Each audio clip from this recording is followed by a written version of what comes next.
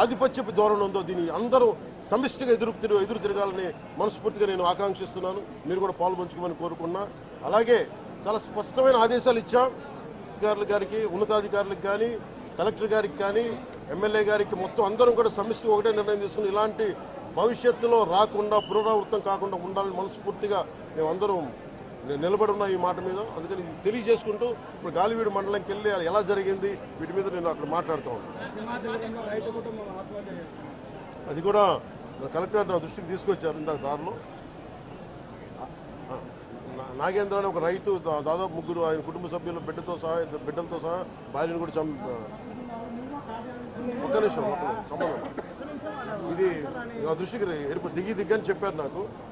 ఇది 2 అంశాలుగా మేము చర్చిస్తున్నాం. దీన్ని దాని ఇన్వెస్టిగేషన్ జరుగుతూ ఉంది.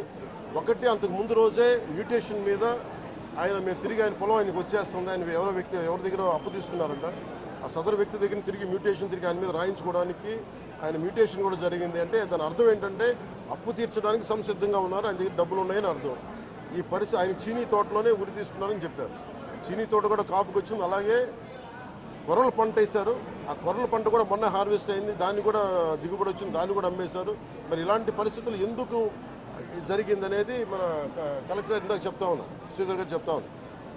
ఇది చాలా బాధాకరం అనిపించింది. వారికి మనస్ఫూర్తిగా నేను నా గుండె లోపల నుంచి నేను సానుభూతిని తెలియజేస్తున్నాను, ప్రగాఢ సానుభూతిని. అది ఏ పరిస్థితుల్లో జరిగిందనేది సంపూర్ణమైన నివేదిక వచ్చాక దీని మీద సరైన యాక్షన్ తీసుకుంటాం. ఒకవేళ నిజంగా అప్పులు బాధ భరించలేక చనిపోయారా, అలాగే లేదంటే ఎవరన్నా బలవంతంగా ఇబ్బంది పెట్టి చచ్చిపోయేలా చేశారు, ఈ కోణంలో కూడా మనకి ఇన్వెస్టిగేషన్ జరుగుతూ ఉంది. దీని మీద వచ్చాక దీని మీద ఖచ్చితంగా స్పందిస్తాం. ప్రధాన సమస్య ఉంది సార్. అటవీ శాఖ ఆధ్వర్యంలో ఫార్మ్ టు పర్మిట్ ఇస్తారు సార్. ఎక్కువగా ఇక్కడ డిస్ట్రిక్ట్ కన్వర్టేషన్ ఉంటుంది. దాంతో ఈ ఫార్మ్ టు పర్మిట్ అన్ని అడుగులు నడిపేస్తున్నారు. చాలా బాధాకరమైన అంశం సార్. ఇక్కడ పర్యావరణం చాలా గందరగోళంగా తయారైంది. ఇక్కడ ఏ ప్రాంతం ఉండేది?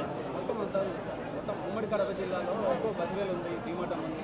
నేను అతి కొద్ది రోజుల్లోనే కలెక్టర్ చేసి దీన్ని ఒకసారి రివ్యూ పెట్టండి. ఫారెస్ట్ డిపార్ట్మెంట్తో కూడా ఒకసారి నేను అన్ని ఫేక్ చార్కోల్ దీని మీద మేము ఖచ్చితంగా నేను పెట్టండి.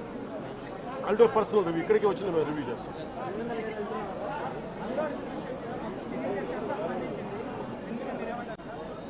రెలవెంట్ ఇక్కడ మనుషులు చచ్చిపోయి సినిమాల గురించి మాట్లాడారు. కొంచెం పెద్ద మనుషులు,